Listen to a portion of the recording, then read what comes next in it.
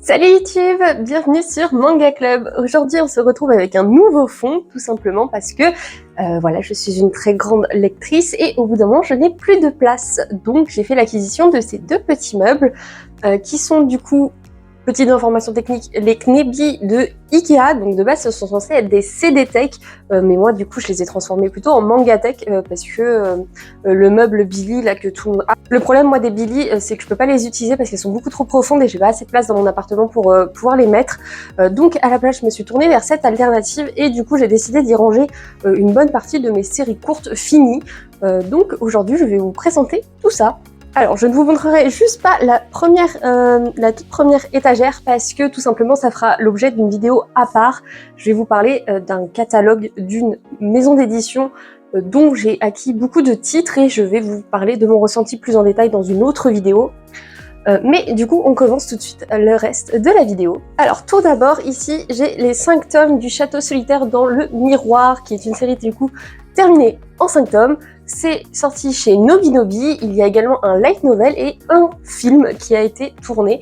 Donc, c'est une série que j'aime énormément. Dans les grandes lignes, c'est une série qui va parler d'enfants qui sont harcelés à l'école et ils vont se retrouver invités dans un château un peu dans une dimension parallèle et ils vont sympathiser les uns avec les autres et l'objectif c'est de trouver une clé qui exaucera le vœu d'un de ces 7 enfants et du coup on suit leur quête, voilà, leur quête et leur rapprochement. C'est franchement très mignon, très doux, il y a une très bonne morale donc je vous le conseille. Ensuite 3 petits tomes, il s'agit tout simplement de Kuro de chez Glénat. C'est une série que j'ai acheté tout simplement parce que c'est par les auteurs Somato, qui sont du coup deux auteurs qui travaillent ensemble, notamment sur Shadow House, que j'adore, c'est vraiment un titre que je surkiffe, mais qui pour le coup est très long car actuellement on court avec 15 tomes, et je crois qu'ils sont au tome 17 ou 18 au Japon. Donc j'avais envie de voir une autre œuvre de ces auteurs, du coup je me suis retournée vers celle-là. C'est mignon, c'est pas mal, mais j'avoue que je le préfère largement Time Shadows que Kuro, donc passez votre chemin peut-être sur cette œuvre. En tout cas, fait appréciable, c'est qu'il y a souvent le premier chapitre qui est tout en couleur, et franchement je trouve ça vachement cool. En tout cas j'aime beaucoup l'univers graphique de ces auteurs. Pour la petite histoire, on va suivre une petite fille, ses parents sont décédés, elle vit du coup toute seule dans une grande maison, avec pour seul compagnon son chat Kuro, mais on comprend que l'univers dans lequel elle a grandi est un peu spécial, apparemment il y a des monstres qui n'ont pas le droit d'entrer s'il y a des lumières autour, enfin je me rappelle plus exactement, mais en gros normalement ils sont pas censés pouvoir s'approcher du village, mais notamment grâce à elle, sauf que son chat ne serait pas vraiment un chat, et du coup voilà, il y a un petit côté un peu angoissant, surtout que c'est avec des enfants. Donc je trouve qu'on retrouve un peu cet esprit dans Chasse aux cadavres par exemple. Mais franchement ça se lit bien, en seulement 3 tomes. À côté, une série que j'adore, il s'agit de l'Imprimerie des sorcières qui est terminée en 6 tomes de chez Soleil Manga. Je vous en ai déjà parlé dans mon top 10 shonen je pense. Moi ce que j'adore c'est l'effet un peu brillant des couvertures, franchement je la trouve magnifique. De base je ne voulais pas mettre des séries de plus de 5 tomes dedans, mais j'ai fait une petite exception pour celle-là qui fait 6 tomes, que je trouve absolument magnifique. En plus, ils vont très bien en termes de code couleur avec l'oiseau d'or de Keinis que je vous présenterai juste après. Du coup, ce petit titre en 6 tomes, ça va parler d'un isekai. Voilà, c'est une fille qui va se retrouver invoquée dans un monde magique, sauf que elle, le pouvoir qu'elle va dégoter, c'est juste de pouvoir copier les choses.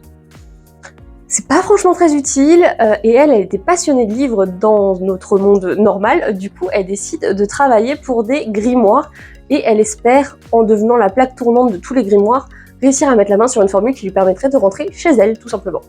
Donc voilà, c'est 6 tomes, c'est assez court, franchement c'est très rigolo, c'est très humoristique, il n'y a pas du tout d'aventure ou combat, c'est vraiment du tranche de vie avec de l'humour et une petite touche un peu de folie je trouve. Et ce que j'ai surtout beaucoup aimé, c'est qu'au bout d'un moment, elle va commencer à organiser des Comic-Con dans le monde magique et c'est assez drôle de voir l'organisation. Je trouve le dessin relativement joli, donc franchement que des points positifs pour cette série. Comme dit tout à l'heure, à côté, il y a l'Oiseau d'or de Keinis en 4 tomes. Encore une fois, c'est un titre que je vous ai présenté dans mon top 10, mais cette fois shoujo. Donc là, ça va être un titre de chez Glénat qui va parler en gros d'une autrice, mais dans une époque où les femmes n'avaient pas trop le droit de travailler, c'était encore très mal vu, et elle va essayer de faire son petit bonhomme de chemin en se faisant passer pour un homme, et elle va rencontrer un certain succès. Donc on va suivre un peu sa double vie en tant que Léa, la femme, et en tant que Alan, l'auteur à succès, enfin le jeune auteur qui commence à faire parler de lui. Je trouve ça très intéressant, j'aime beaucoup. C'est abordé en fait avec beaucoup de douceur dans ce titre, c'est quelque chose que j'aime beaucoup. Et pour finir sur cette première rangée, j'ai glissé un petit tome de Sirius, qui est aussi de chez Glénat, comme l'oiseau d'or de Kainis, qui est du coup cette fois un petit Yuri qui, ma foi, était très mignon et très sympathique. Donc si vous avez envie de découvrir l'univers des Yuri, ça peut être une bonne chose de commencer par ça. Moi, en tout cas, je suis une très très grande débutante dans le milieu des Yuri, et celui-là m'a bien plu, c'est très doux, et c'est par une autrice espagnole. Et le dessin est vraiment très doux. Alors, pour la plupart, j'ai pas vraiment rangé par maison d'édition, mais pour le coup, sur cette étagère-ci, j'ai mis tous mes Akata et une partie de mes Kana. Donc, pour la petite case Akata, tout d'abord, j'ai un petit one-shot dans le catalogue Small, qui est le secret de Madoka, où on va suivre tout simplement un garçon qui aime s'habiller en fille et une fille qui aime s'habiller en garçon, qui vont sympathiser, et on va voir tout simplement un peu le jugement que les autres peuvent porter sur ces enfants qui, entre guillemets, ne se comportent pas normalement selon les codes de la société actuelle. C'est très doux, c'est très frais, franchement ça fait du bien. On continue avec cette fois un petit diptyque, donc 2 petits tomes, Momele, qui est une romance très très douce, encore une fois, c'est encore un tome très mignon. C'est une jeune fille qui a du mal à se comporter avec les garçons, elle a vraiment du mal à leur parler. Alors je sais plus exactement pourquoi, je crois que c'est un peu un mec qui l'embêtait quand elle était plus jeune et du coup ça l'a un peu refroidi. Mais sa famille tient une auberge et ils vont décider d'ouvrir 2 chambres en mode chambre étudiante, et ils vont recevoir 2 lycéens qui vont dans le même lycée qu'elle, et du coup elle va devoir d'un seul coup se mettre à vivre avec ces 2 jeunes garçons qui tous les deux sont là pour des raisons aussi spéciales, on va dire, et on va voir comment elle s'acclimate à la vie avec eux, et puis eux aussi vont évoluer, donc c'est un très très beau moment.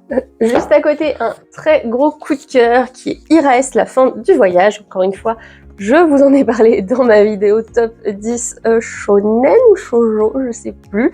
Mais du coup, c'est un tome magnifique. Je suis trop fan de toutes les couvertures, etc. J'étais obligée de le mettre bien en avant dans cette petite mangatech. Pour la petite histoire, on suit une jeune fille qui décide de se suicider car sa meilleure amie est décédée et elle ne pense pas pouvoir continuer à vivre sans elle. Mais au moment de passer le cap, elle va rencontrer un dieu qui est lui aussi sur le point de mourir et un zombie qui lui cherche un moyen de mourir. C'est une ode au voyage, il l'invite à la rejoindre parce que le dieu doit aller faire ses adieux à toutes les autres déités dans le Japon, et du coup ils vont voyager tous les 3 ensemble, être confrontés à beaucoup de morts différentes, beaucoup de types de morts différents, et voir comment chaque personne, comment chaque proche vive leur deuil. Et c'est un voyage initiatique très poétique. À côté, un titre assez récent, il s'agit de l'Auberge de la vie, qui franchement m'a beaucoup plu.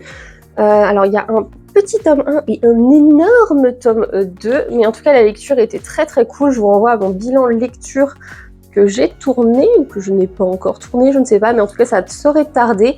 Mais pour l'histoire, on va encore être sur une histoire de suicide, c'est pas très joyeux dit comme ça, mais je vous jure que le contenu vaut le détour.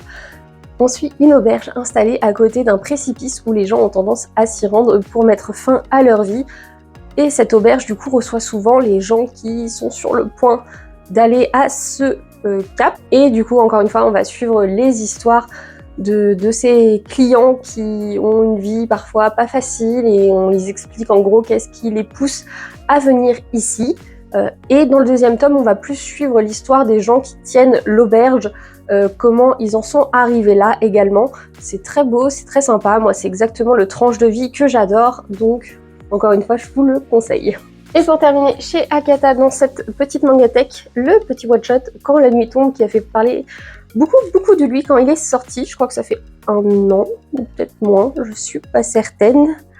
Mais c'est encore une histoire un peu tragique. Akata, dans leur court format, ils aiment bien nous secouer un peu. Où on va suivre l'histoire de ces 2 lycéens qui sont très amis. Tout le monde pense qu'ils vont finir ensemble, sauf qu'un jour, le père de cette fille va violer la mère de ce garçon. Forcément, ça va totalement bouleverser leur relation, et on va suivre comment ça a impacté leur vie, cet événement tragique. On enchaîne avec 2 séries de chez Kana, avec Tout d'abord, Just Not Married, qui est un titre tranche de vie que j'aime énormément, tout simplement parce qu'on suit un couple qui est ensemble depuis la fin du lycée, je crois, et ça fait 10 ans qu'ils sont en couple, ils vivent ensemble, mais l'étape du mariage ne leur a toujours pas traversé l'esprit, ni à l'un ni à l'autre, mais forcément, dans la société japonaise, ils sont extrêmement jugés par le fait qu'ils ne soient toujours pas mariés malgré ces 10 ans de vie commune. Et on va juste tout simplement suivre du coup comment eux ils le vivent, le jugement de la société et ça va un peu être des réflexions sur est-ce qu'on doit se conformer à ce que veut la société ou non, ou même sur qu'est-ce qui les rend vraiment heureux en tant que couple. Enfin, j'ai trouvé ça très intéressant parce que c'est assez rare qu'on suive des couples déjà établis dans les mangas, donc j'ai trouvé ça assez frais en termes de lecture. Vous pouvez aussi vous rapporter un peu à Corps Solitaire, un peu dans le même style, même si c'est différent parce que ça aborde l'adultère, ce qui n'est pas du tout le cas dans ce manga. Et du coup, pour celui-là, c'est un titre fini en seulement 5 tomes. Et juste à côté, une série terminée en 4 tomes, il s'agit de First Job New Life, présentée aussi dans un top, il me semble. Décidément, j'ai beaucoup de petites séries courtes qui me tiennent à cœur. Cette fois, on va suivre une jeune femme qui sort tout juste de ses études et qui va se trouver son premier boulot. Elle va travailler pour des gachapon, c'est un peu comme des machines à sous et c'est une jeune femme mais malgré tout elle a un côté encore très enfantin, très naïf et on va voir comment qu'est-ce qui lui arrive dans ces nouvelles expériences. Elle va vivre plein de premières fois et on va voir comment ça se passe, comment elle réagit. C'est très innocent, j'aime beaucoup en fait, encore une fois c'est très frais, c'est très mignon, on la soutient à fond quand on lit les tomes, donc n'hésitez pas à vous pencher sur son histoire. C'est une autrice qui a également fait New Life et Trap Hall, toujours chez Kana, qui d'ailleurs j'aimerais beaucoup me les acheter parce que c'est vraiment le style d'histoire que j'apprécie beaucoup. Alors ensuite, les deux étagères du bas, c'est des étagères où j'ai mis des grands formats tout simplement parce que la planche du central ne peut pas être bougée. Du coup, j'étais obligée de mettre des grands formats, sinon je pouvais pas en fait mettre des étagères. En fait, c'était soit les mangas ne rentraient pas, soit c'était des grands formats. Donc, autant vous dire que j'ai préféré mettre les étagères en mode grand format. On commence avec le tome 1 de Kimen de Louis-san qui j'avais acheté sur Ulule ou KissKissBank, je sais plus sur quoi il avait fait son crowdfunding. Mais normalement, c'est une série qui est censée se terminer en 4 tomes. Franchement, le tome 1 m'a bien plu. C'est assez classique, on suit quelqu'un qui cherche en gros ses origines. Il est franco-japonais et il va décider d'enquêter un peu sur ses origines japonaises, donc il va aller là-bas. Le seul souvenir qu'il a de ses parents, c'est un masque, mais on ne sait pas trop pourquoi ce masque va attirer les Yakuza et du coup il va se retrouver embrigadé dans ces histoires. À côté de chez Kotun, on a Le Secret des Wilson, une petite série terminée en 4 tomes que j'aime beaucoup parce que je trouve que ça change des webtoons que j'ai l'habitude de lire en termes d'ambiance et franchement l'ADH je la trouve très stylée. On est là-dessus en termes de dessin. Alors bien que j'étais un tout petit poil déçue par la fin, ça reste un webtoon que j'aime énormément. On y suit Anna, une jeune fille, je crois qui a 12 ans, qui se retrouve héritière de son grand-père d'un vieux manoir, sauf que son grand-père il avait disparu des années auparavant avec beaucoup de millions d'euros. Donc tout le monde est un peu à la recherche de ces millions et comme la seule chose qui a été léguée dans l'héritage c'est cette maison, tout le monde en a un petit peu à peu près Anna. C'est franchement un petit peu psychologique, un petit peu thriller, j'ai beaucoup aimé les révélations qu'il y a eu tout au long de la série, notamment sur sa famille, c'est franchement très très cool, donc je vous invite à vous pencher dessus.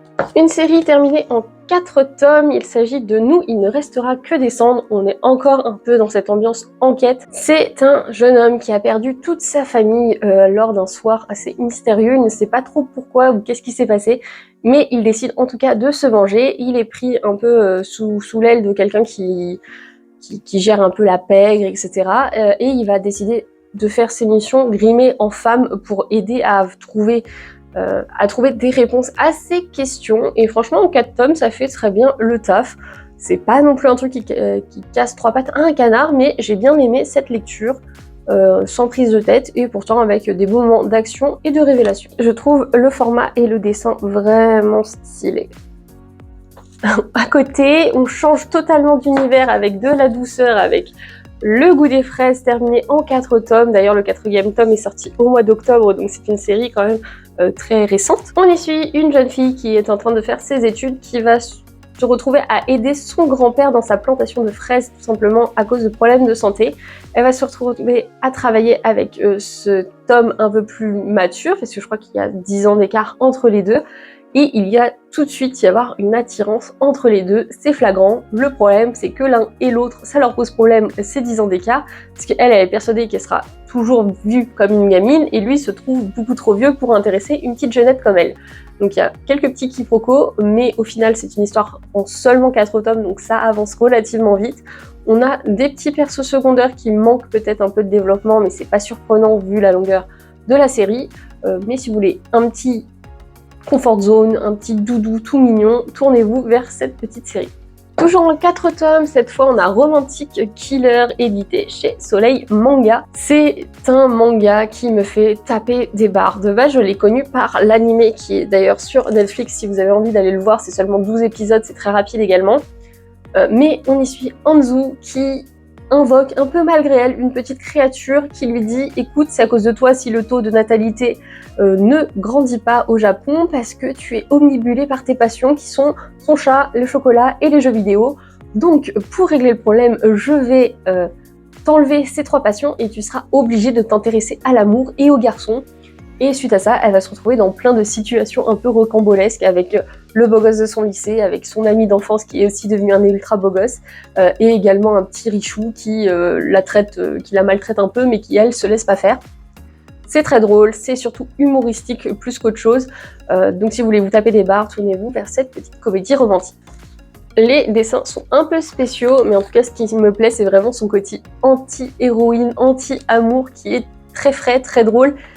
Elle, ça l'intéresse pas du tout et j'aime bien le fait qu'elle s'y tienne tout au long de la série, même si j'espère qu'il y aura une deuxième partie parce que franchement c'est un peu frustrant à la fin du tome 4, on a envie d'avoir une suite clairement. Et on termine cette étagère avec Les Noces de l'or et de l'eau en version collector qui est absolument magnifique, qui est du coup de chez Akata. Franchement l'objet est sublime. J'hésitais à l'acheter en normal ou en collector, j'ai réussi à l'avoir en occasion en collector, donc c'était le prix du neuf normal, donc j'étais absolument ravie. C'est assez cool parce que ça se passe dans un univers un peu oriental, je trouve ça très très cool, mais en soi on suit un peu une histoire à la Roméo et Juliette, alors beaucoup plus douce. Mais il y a un pays A et un pays B qui se font la guerre, ils décident de faire la paix. Le pays A est censé envoyer sa plus belle princesse, le pays B est censé envoyer son homme le plus intelligent, sauf que ni l'un ni l'autre ne respectent le marché.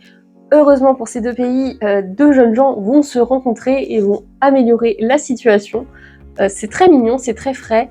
C'est un peu léger, je trouve. Franchement, je m'attendais à ce qu'il y ait un peu plus de profondeur en tant que géopolitique, etc. Il y avait quelques moments qui se concentraient là-dessus, mais je les ai trouvés un peu light quand même, mine de rien. Mais c'est une bonne lecture, pas prise de tête. En dessous, on passe à une série terminée en 3 tomes de chez Kiun que j'adore également. C'est Soloist in a Cage. On est totalement dans un autre registre, car cette fois, on va se situer dans une cité-prison où on suit une jeune fille qui est née dans cette cité-prison avec son petit frère, mais ils n'ont plus de parents, et un jour, ils vont s'évader grâce à leurs voisins. Sauf que le petit frère va être perdu durant l'évasion, il va rester dans la cité-prison alors qu'elle va réussir à s'en sortir, et elle jure de revenir dans la cité, le retrouver. Donc on va suivre sa quête pour retrouver son petit frère des années après l'évasion. C'est très sympa, c'est très bien écrit, j'aime beaucoup le style, notre personnage principal est très intéressante et très attachante. Et on a un beau contraste entre de la douceur et des moments beaucoup plus sanglants et des beaux combats. Donc c'est sorti l'année dernière, c'est sorti au janvier 2023 si je ne me trompe pas. Et toute la série était sortie durant l'année 2023. C'est une grosse pépite, franchement, pour moi, de cette année-là. Donc foncez si vous ne l'avez toujours pas lu. Une série vieille et nostalgique, il s'agit des 4 tomes de Karen, édité chez Kazé. C'est une très très vieille série. Je kiffais l'animé quand j'étais plus jeune, quand j'étais au collège et au lycée. J'avais regardé toutes les saisons. Et du coup, quand j'avais vu qu'il y avait les mangas, tout simplement, je me les étais achetés. C'est un peu sous forme de strip. Voilà, il y a toujours exactement le même nombre de cases par page. C'est franchement pas terrible, mais c'est vraiment pour la nostalgie que je le garde.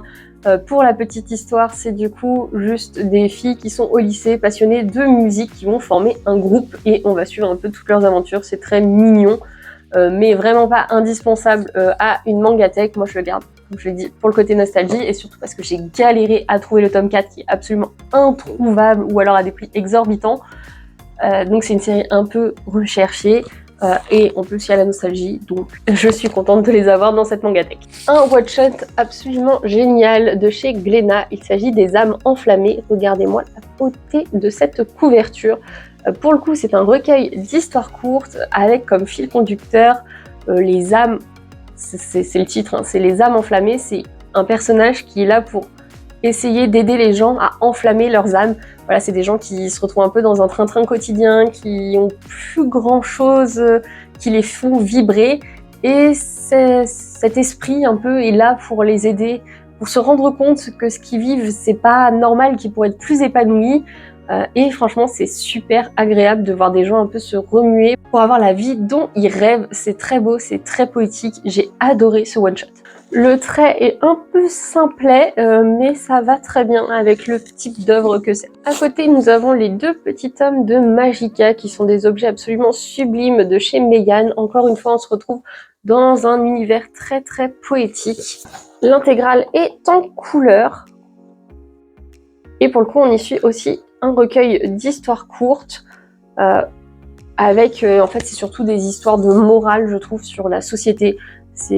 Chaque histoire va être concentrée un peu sur un vice de notre société et comment elle peut être améliorée ou au contraire comment ça peut devenir un véritable cauchemar. C'est très poignant. Moi, c'est vrai qu'avec ce style d'histoire, ça me prend vraiment aux tripes. Et surtout avec le style de dessin, je trouve que ça accentue encore plus les émotions. Donc c'est pas à mettre entre toutes les mains, on pourrait croire au vu du style, mais moi franchement ça m'a un peu retourné, mais du coup forcément c'est une très très belle œuvre, donc je la garde dans ma mangatech. Je vous montre aussi le tome 2 parce qu'il est très très joli avec ses dorés. À côté, un petit webtoon terminé en 5 tomes, il s'agit de Something About Us, qui m'a fait du bien dans le sens où c'est un webtoon pas du tout de réincarnation, on est dans la vie réelle et on suit deux amis très proches, deux meilleurs amis depuis le lycée. Tout le monde pense qu'ils vont être ensemble, en couple. Lui, il revient de son service militaire et elle va se rendre compte justement que elle a peut-être des sentiments amoureux pour lui, ce qui n'est pas le cas de son côté. Et on va suivre un peu le tumulte de tous leurs sentiments, leurs relations avec leurs amis, la famille, etc. Et encore une fois, comme je dis, c'est très très réaliste, on pourrait totalement être à la place de ces personnages, donc ça fait du bien, je trouve, ce style d'œuvre. Dans le même style, on a Bickley aussi, Because I Can Love You, je trouve, qui est très réaliste dans les sentiments, mais celui-là est quand même plus léger, je trouve, en termes de lecture, dans le sens où Bickley, tu peux te taper une dépression après certains tomes, hein, c'est clair et net. Enfin moi en tout cas, parfois il y a vraiment des situations qui m'énervent de ouf, alors que là c'est plus doux quand même. Bon, je vais avoir du mal à vous tourner tout parce que la dernière étagère est vraiment à ras-le-sol, donc faudra que je vous montre tout à la main. Mais sinon, on recommence du coup avec cette étagère, avec cette fois du Mangetsu, une série en 4 tomes, Tunnel to Summer, qui a beaucoup fait parler d'elle aussi en 2023. C'est une histoire que j'ai, ma foi, vachement appréciée. Franchement, j'ai trouvé ça super cool, le concept. On suit un jeune garçon qui a perdu sa petite sœur quand il était jeune. Et il va découvrir un tunnel où les gens disent que s'il arrive à atteindre le bout, il pourrait avoir un vœu exaucé ou retrouver ce qu'il a perdu, je ne me rappelle plus exactement. Et une jeune fille qui vient d'arriver dans la ville, qui elle aussi est intéressée par ce tunnel. Ils vont tous les deux faire un peu des expériences avec ce tunnel. Et au fur et à mesure, on va comprendre un peu les raisons pour lesquelles chacun s'intéresse au tunnel, qui sont bien sûr différentes. C'est assez touchant, assez mignon. 4 tomes, ça passe très vite. La lecture des 4 se lit vraiment d'une traite, c'est vraiment super agréable. Et je suis trop contente parce qu'ils ont annoncé qu'ils allaient faire un film de ce manga, donc j'ai trop hâte de voir l'adaptation.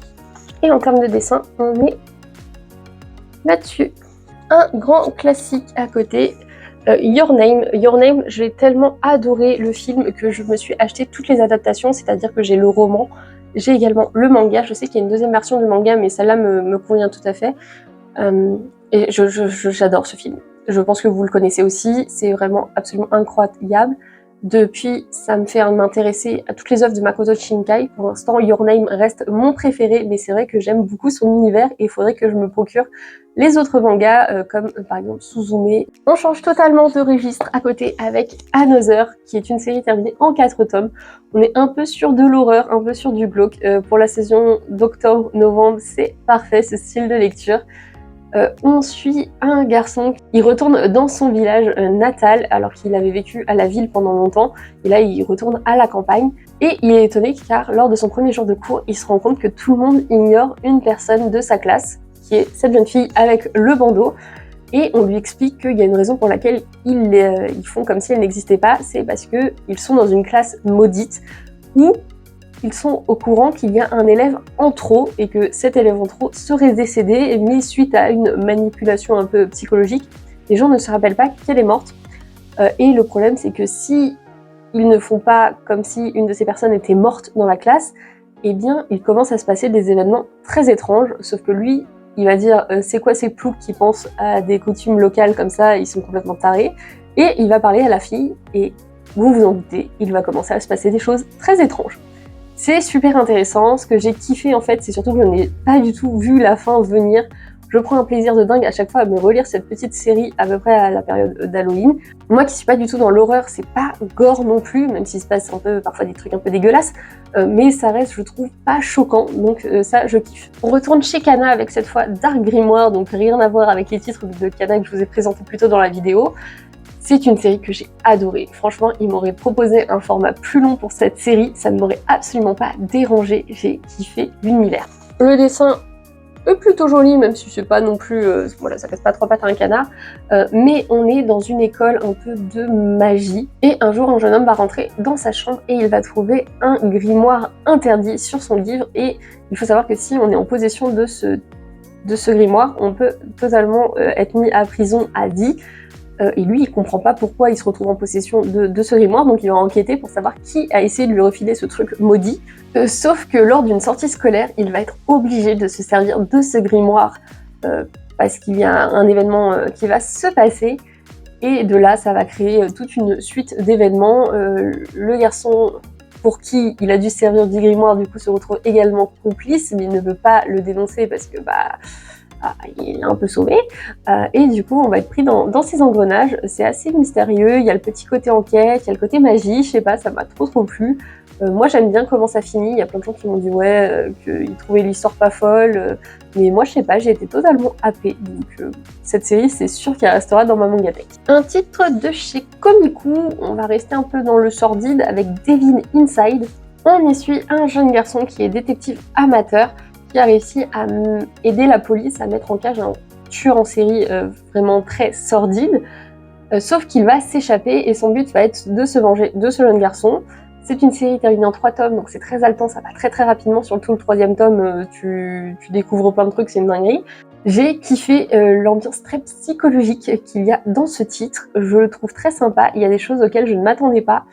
Mais en gros, on comprend que tout est lié à une nuit dramatique où tous nos protagonistes sont liés un peu à cette soirée.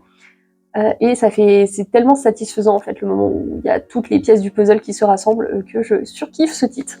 Il y a une petite ambiance en plus surnaturelle et tout, et personne n'en parle, mais franchement, pareil, c'est encore une fois une lecture pour Halloween qui est vraiment pas mal, même si je vous tourne ça après Halloween et que cette vidéo sera publiée sûrement beaucoup de temps après Halloween. Mais si c'est votre cas, n'hésitez pas à regarder. Ensuite, on passe chez Vega Dupuis avec Igo no Kami, une série terminée en 3 tomes malheureusement. C'est vrai que j'ai un peu de mal avec cette série parce que je suis ultra fan de l'univers, mais en fait la fin de ce manga, qui est du coup le 3e tome, est totalement une fin ouverte. Il y a des questions qui restent en suspens et ça a juste un goût d'inachevé et je suis trop déçue. Mais malgré tout, je veux pas me séparer de la série parce que, comme je vous l'ai dit, j'ai grave kiffé l'univers. Donc je suis un peu mitigée sur cette série. Je vous conseillerais pas de l'acheter parce que je pense que comme moi, vous serez déçus du fait de cette fin très abrupte. Mais en tout cas, le dessin est vraiment sublime. Je le trouve très poétique et tout. Je le trouve magnifique. Et on suit en gros un arbre millénaire qui préserve un peu la paix dans le monde et qui empêche que les démons s'insinuent dans notre monde à nous, qui va disperser des graines démoniaques et il y a l'entité qui protège l'arbre qui est censée du coup récupérer toutes ces graines démoniaques qui se trouvent dans notre monde, mais on suit aussi du coup le parallèle des mondes avec les yokai, etc. Et du coup, il y a ce petit côté enquête, il y a encore une fois un peu la noirceur de l'âme humaine qui est révélée par les graines démoniaques, etc. Donc c'est très sympa, mais très déceptif. Donc passez votre chemin. Moi, j'adore l'univers, mais il n'y a pas de fin. Donc vraiment, il n'y a aucune raison que vous commenciez cette série. Et ça ne se voit pas, mais il y a un tout petit one-shot que j'ai glissé aussi à côté de Higo no Kami, qui est tout simplement Miroir, qui est un tome de chez Kazé, qui est absolument magnifique. C'est inspiré des valeurs de Coco Chanel et c'est dessiné par les auteurs de The Promised Neverland. C'est une œuvre en papier glacé qui est absolument sublime. C'est un recueil d'histoires courtes, je crois qu'il y en a 3. Et il se passe vraiment des belles choses. C'est un petit one-shot qui, je trouve, vraiment beau, magnifique et qui mérite totalement d'être dans une mangathèque. Ok, avant-dernière étagère avec cette fois Nude Model, donc encore un one-shot. Cette fois, c'est par l'auteur de Blue Period. Honnêtement, je l'ai acheté juste pour me donner un avis un peu sur cet auteur et voir si Blue Period pourrait m'intéresser. J'ai aimé 2 des 3 histoires qu'il y a à l'intérieur, donc le bilan est plutôt positif. Mais ce one-shot ne me pousse pas à acheter Blue Period pour l'instant. Genre, je ne l'ai pas trouvé assez bon pour me donner envie de me pencher sur une d'autres de ses œuvres. Je trouve le dessin un petit peu particulier. Et du coup, ouais, je suis un petit poil mitigée, mais je trouve quand même l'œuvre très jolie, notamment avec sa couverture qui est peinte, qui est très très jolie. On retourne chez Mangetsu avec Mighty Mothers, cette fois, qui est un titre terminé en 3 tomes. C'est assez stylé, c'est assez badass, j'aime beaucoup. Ça se passe dans le monde réel, on y suit des mères célibataires qui ont un peu des doubles vies. Voilà, c'est à la fois des ménagères et à la fois elles sont super badass. Elles faisaient partie d'un ancien clan Yakuza et le soir, elles se transforment un peu en Wonder Woman, elles sont envoyées en mission et tout, c'est très stylé. Sauf qu'à un moment donné, elles vont être prises pour cible par une organisation. Elles ont plutôt envie de vivre en paix et elles ne réagissent que si on les attaque. Et c'est totalement ce qui va se passer dans ces 3 tomes. Elles vont subir une attaque et on va voir comment en gros elles se défendent. C'est franchement très badass. C'est pas 3 pattes un canard, mais pour une bonne petite dose d'action, ça fonctionne très bien. Clairement, il y a des pages où ça y va pas avec le dos de la cuillère. On retourne chez Komiku avec Onitsugi le marchand d'os, un petit diptyque que je surkiffe de chez eux. On y suit un homme qui propose d'implanter des os pour remplacer d'autres os, et ces os ont un peu des pouvoirs magiques, genre ça permet aux gens de réaliser certains de leurs rêves, sauf qu'on se rend compte qu'en fait il y a certaines personnes qui n'arrivent pas à se contenter de vivre leurs rêves, il y a des gens pour qui ça devient un véritable poison, enfin il y a plein de situations différentes qu'on suit à travers ce tome 1. Et dans le tome 2, on va s'intéresser plutôt à la vie du mec qui tient la boutique. Et c'est franchement très intéressant, j'ai beaucoup aimé l'univers. Pareil, je ne serais pas contre une suite de cette série, je trouve ça vraiment très très cool. Mais en tout cas, ça se lit tout seul. Et je trouve le dessin assez envoûtant. À côté, on reste chez Komiku avec Esprit d'ailleurs, un petit one-shot qui est mignon, mais qui est pas non plus incroyable, franchement.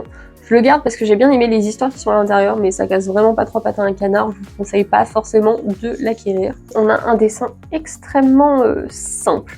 À côté, une série que j'ai surkiffée, il s'agit de The World of Summoning, qui est terminée en 3 tomes. C'est par l'auteur de Bloodlad, et encore une fois, j'ai surkiffé l'univers. J'étais trop déçue qu'il y ait seulement 3 tomes, ça aurait pu vraiment aller plus loin.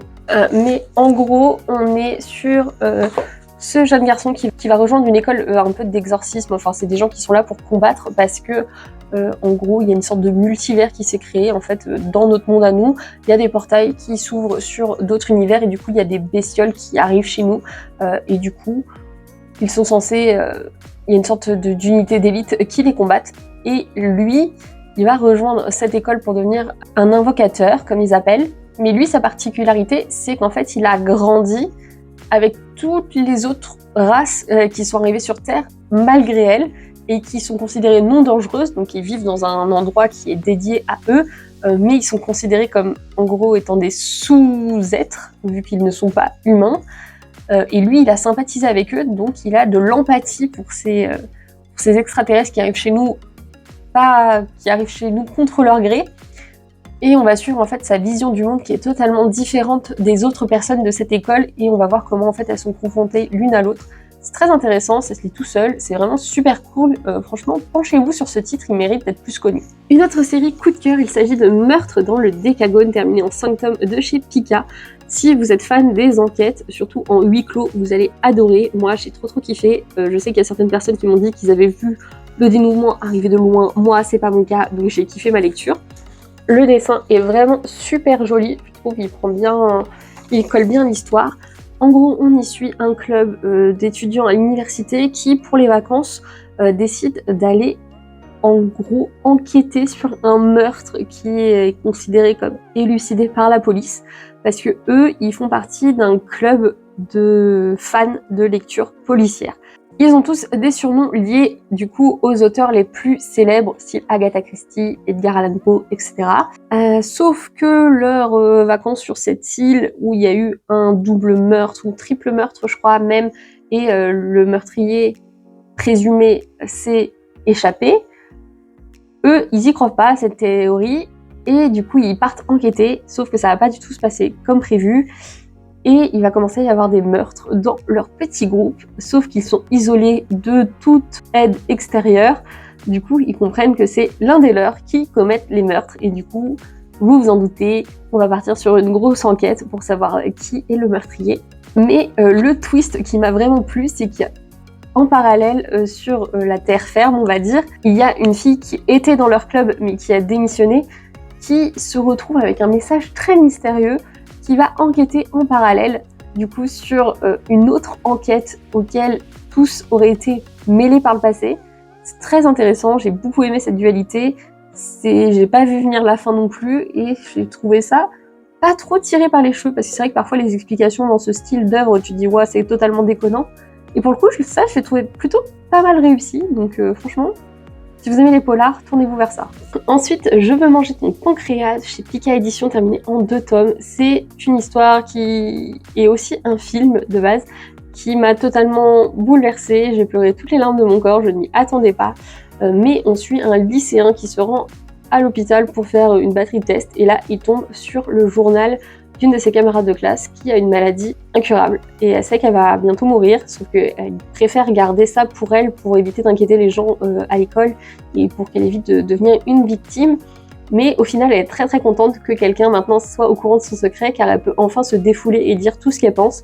Du coup, les deux vont sympathiser et on va suivre tout simplement l'histoire de ces deux jeunes lycéens. C'est très poignant, très touchant, comme vous pouvez vous en douter. La fin sera pas forcément très joyeuse, mais ça vaut le détour. Toujours chez Pika, cette fois c'est Saison maudite par l'autrice de Criminel Fiançailles qui est ma foi un très bon diptyque. Je m'attendais pas du tout à ça au vu de Criminel Fiançailles parce que ça n'a totalement rien à voir, c'est dans un autre registre. C'est terminé en 2 tomes et cette fois on suit la grande sœur de quelqu'un qui est décédé, qui a été fiancé à cet homme et l'homme va lui faire un peu une proposition en mode bah de base je devais être fiancée à ta sœur, maintenant qu'elle n'est plus là est-ce que tu voudrais la remplacer? Et elle va accepter à condition qu'il ne l'emmène que dans des endroits où il a été avec sa plus jeune sœur. Et en fait, on comprend que la grande sœur était très proche de sa petite sœur, mais de manière un peu bizarre même. Et que le fiancé, il a un peu des arrière-pensées, on va dire, dans sa proposition. C'est une très belle histoire. J'aime beaucoup le fait qu'en fait les deux ont une vision totalement différente de la sœur qui est décédée. Et du coup, j'avais beaucoup aimé ce double point de vue et le fait que le deuil les rapproche d'une certaine manière. C'est franchement très cool, ça se lit très bien. Pour la dernière rangée, tout d'abord, j'ai Le cœur et le devoir, qui est du coup un diptyque que moi j'ai en coffret, même s'il s'ouvre tout seul. C'est de chez Doki Doki. C'est un gros coup de cœur. Franchement, c'est un de mes diptyques vraiment préférés. On y suit un pays où il y a 2 ethnies qui se distinguent. On va dire les blonds aux yeux bleus qui sont censés être un peu des êtres supérieurs et les bruns aux yeux marrons qui sont censés être inférieur aux autres. Alors ça, autant vous dire que ça commence très mal.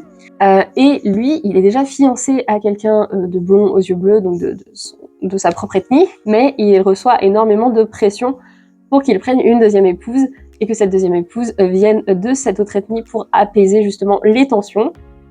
C'est ce qu'il va faire, notamment aussi parce que sa première épouse n'arrive pas à lui donner d'héritier et qu'on lui met vachement la pression pour qu'il ait un enfant. Entre eux, c'est tacite, c'est un contrat, voilà, le but est purement stratégique et géopolitique, c'est pour apaiser les tensions. Elle le comprend tout à fait, donc c'est clair dans la tête des deux, sauf que malheureusement, leur seule nuit d'amour va être très productive car elle va tomber enceinte du premier coup. Et ça va changer toute la géopolitique de l'État, en fait, du pays où ils sont, parce que ça chamboule tout, le fait que le premier héritier soit du coup de cette femme de l'autre ethnie, et il va se passer pas mal de choses. Franchement, lisez pour savoir ce qui se passe, parce que c'est vraiment génial. En fait, la romance, c'est pas du tout romancé, en fait, il n'y a pas du tout de romance à l'intérieur, c'est vraiment purement politique, stratégique, et je trouve que c'est super bien parce qu'on a deux protagonistes qui sont très forts l'un et l'autre. J'ai beaucoup aimé tous les développements qu'il y a eu à l'intérieur, franchement je suis... Juste de vous dire le résumé, ça me donne envie de relire les 2 tomes, et Dieu sait que je les ai déjà beaucoup lus. À côté, on a un autre coffret, encore de Doki Doki, cette fois c'est 300 jours avec toi. C'est un peu dans la même veine que Je veux manger ton pancréas, dans le sens où on suit un jeune homme qui arrive à voir le nombre de jours qui restent à quelqu'un avant de mourir. Et un jour, dans un parc, il va croiser une jeune fille et il va voir qu'il lui reste que 1 an. Finalement, ils se retrouvent dans la même université que cette jeune fille et ils vont finalement avoir un groupe d'amis en commun, donc ils vont traîner ensemble. Et on va suivre du coup leur rapprochement, leur relation, tout en sachant que elle n'est pas au courant que c'est bientôt la fin de sa vie et que lui, il le sait, et voir du coup toutes les décisions qui en découlent, entre guillemets. C'est encore une fois très touchant, très mignon, n'hésitez pas à vous tourner là-dessus, même si ça reste pas non plus super joyeux. On termine chez Doki Doki avec Sur la colline où poussent encore ses fleurs. Encore une fois, c'est le même style d'histoire, c'est vraiment un style d'histoire que j'adore, mais on y suit une jeune lycéenne qui est un peu paumée dans notre monde et qui un jour va décider de fuguer. Elle va se réfugier dans une grotte parce qu'il se met à pleuvoir, et quand elle va ressortir, elle va se retrouver en plein pendant la Seconde Guerre mondiale. Et forcément, elle qui vivait dans notre monde moderne, et bah ça la choque profondément de voir tout ce qui se passe, et elle va notamment sympathiser avec des jeunes soldats qui font partie de l'unité des kamikazes. Comme vous pouvez vous en douter encore une fois, on n'est pas sur la joie incarnée, mais c'est encore une fois tellement beau et tellement touchant que j'adore ce style de lecture, vous l'aurez compris. J'ai également mis le récit d'Obana, qui est de l'autrice de Blue Exorcist, que je surkiffe de fou malade, et j'ai beaucoup aimé ce one-shot. En plus, il est magnifique, il est en dur et tout, je sais pas, je trouve l'objet magnifique, il y a un signet, etc. Et on est un peu sur des histoires d'occulte, qui sont, ma foi, super cool. On reconnaît les yeux, surtout, je trouve, en termes de dessin. Mais voilà, ça va être des histoires sur les esprits, etc. Et lui, il est envoyé à chaque fois pour résoudre le phénomène, et à chaque fois on comprend pourquoi ce phénomène a lieu, et on voit comment le résoudre ou comment se soustraire à l'inévitable, on va dire. Ok, on passe à la dernière case avec tout d'abord Slice of Life, un petit tranche de vie, vous l'aurez compris vu le titre, terminé en 3 tomes chez Kiun. C'est très mignon, très frais, on y suit un auteur à manga qui veut absolument faire de la fantaisie, mais son éditeur va lui dire « Écoute, tu vis dans un endroit paumé, écris quelque chose qui te parle, écris quelque chose qui de chez toi, voilà, fais juste un truc simple qui te fait penser à chez toi. » Il va se lancer du coup dans une histoire tranche de vie qui se passe sur la petite île où il vit, et ça va cartonner. Et du coup, on va avoir à la fois des planches de son manga et à la fois on va voir son quotidien sur cette île. Et comme je vous l'ai dit, c'est tout doux, il se passe pas grand chose, mais je sais pas, j'ai kiffé ma lecture, j'ai trouvé ça trop sympa. Et pour le dessin, on est là-dessus, donc c'est plutôt joli. Petit diptyque, la règle de 3 de chez Sakamanga, qui me faisait trop envie parce que j'ai tout simplement lu Vie d'ensemble de la démo du même auteur qui m'a bien plu. Là du coup c'est en seulement 2 tomes, et on y suit un trio. Il y a 2 garçons qui sont amoureux de la même fille, et elle, du coup ils traînent tous les 3 tout le temps ensemble. Sauf qu'un jour, il y en a un des deux, lui, qui va disparaître. Personne ne va savoir où il va être passé. Du coup, lui, il se retrouve à se marier à elle au fur et à mesure des ans. Et un jour, ils vont revenir dans leur ville natale et ils vont croiser le sosie parfait de leur pote de lycée. Ça va leur faire remonter plein de souvenirs et on va un peu comprendre les sentiments des uns des autres et un peu tout démêler. Parce que notamment, on a ce personnage qui angoisse du fait que si son ami était resté dans le paysage, peut-être que sa femme serait mariée à son ami et pas à lui, ce qui lui pèse vraiment sur le cœur. Et du coup, le fait de revoir ce sosie, ça va faire remonter plein de choses. C'est très mignon, très touchant. J'ai franchement trop kiffé ma lecture de ces 2 tomes. Et le dessin est vraiment très très doux. Et on termine par un titre de chez Kana qui est Qui suis-je pour t'aimer, qui est terminé en 3 tomes. qui est par l'auteur de Tense à couper le souffle, je crois. C'est une petite histoire qui m'a vachement plu malgré le sujet qui me paraissait un peu puéril. C'est vrai que j'ai beaucoup plus de mal avec les histoires qui se passent au lycée qu'avant. Plus je grandis, plus j'ai du mal, et pourtant celle-là m'a pas du tout dérangée parce que j'ai trouvé ça très mignon, très touchant. On y suit une adolescente qui a perdu tous ses souvenirs d'avant ses 8 ans. Elle a un meilleur ami et une meilleure amie qui lui ont aidé à se rappeler de tout, qui lui ont expliqué toute la vie qu'elle avait du coup avant ses 8 ans, etc. Qu'ils ont toujours traîné tous les trois ensemble, et du coup ils sont très amis toujours au lycée. Et un jour il y a un garçon qui va arriver, mais elle, ça lui fait remonter des souvenirs qui ne collent pas avec ce que ses meilleurs amis lui ont raconté de sa vie d'avant. Du coup elle va commencer à creuser, et du coup elle va découvrir la vérité sur son amnésie et sur ce qui a provoqué son amnésie notamment. C'est très beau, c'est très touchant, j'ai beaucoup aimé les relations entre tous nos personnages. Donc si vous voulez une petite lecture mignonne, n'hésitez pas à vous tourner vers ce style de titre. Voilà qui conclut notre vidéo. J'ai encore bien blablaté en vous présentant tous ces petits titres. J'espère que ça vous permettra de découvrir certaines séries et puis aussi potentiellement de commencer votre mangatech, parce que je trouve que quand on commence une mangatech, c'est bien de se tourner vers des séries courtes, ce qui est du coup totalement le cas dans toutes les séries que je vous ai présentées là. Je suis absolument ravie d'avoir ces 2 nouveaux meubles chez moi. D'ailleurs, il y a de la place, comme vous pouvez le voir encore ici, pour potentiellement que j'en rajoute 2 autres, qui je pense seront faits incessamment sous peu. Je pense dans les 6 mois qui viennent, il y aura à nouveau 2 meubles qui viendront se rajouter. En tout cas, j'espère que la vidéo vous a plu. N'hésitez pas à conseiller dans les commentaires vos séries courtes préférées. Je vous lirai avec plaisir. En tout cas, on se retrouve vite pour une prochaine. Tchuss!